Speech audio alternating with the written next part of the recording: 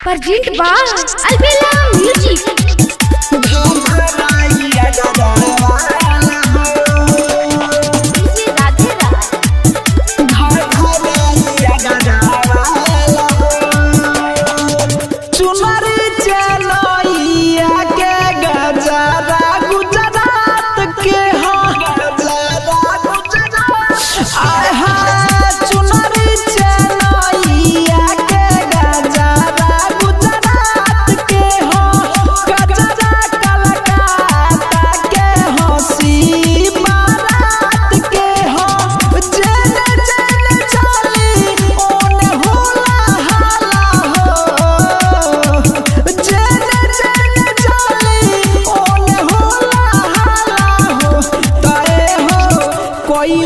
दीवाना हमके बाटे तोहर घाघराइया गरावाला हो ताए हो कोइले दीवाना हमके बाटे तोहर घाघराइया गरावाला हो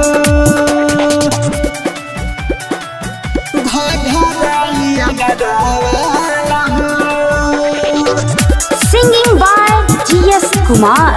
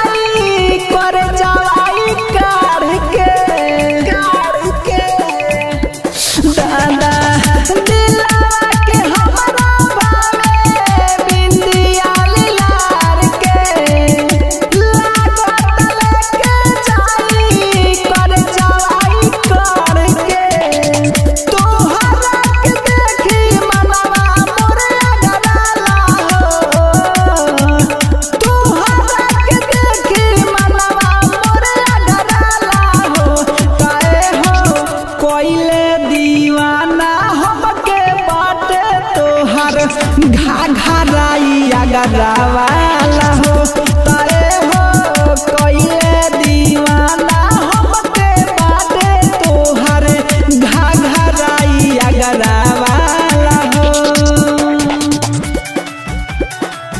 घाघराइया गरावाला हो।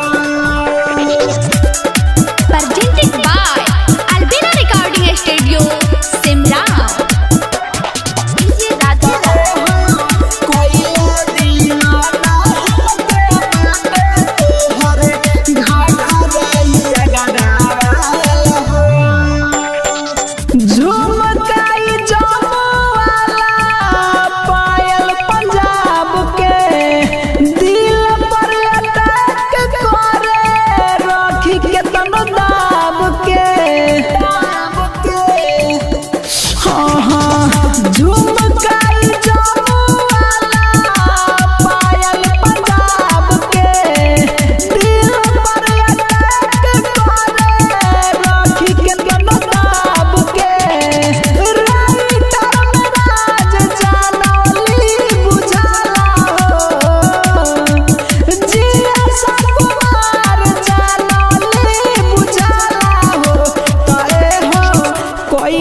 दीवाना हमके बाटे तोहर घाघराइया गरावाला हो।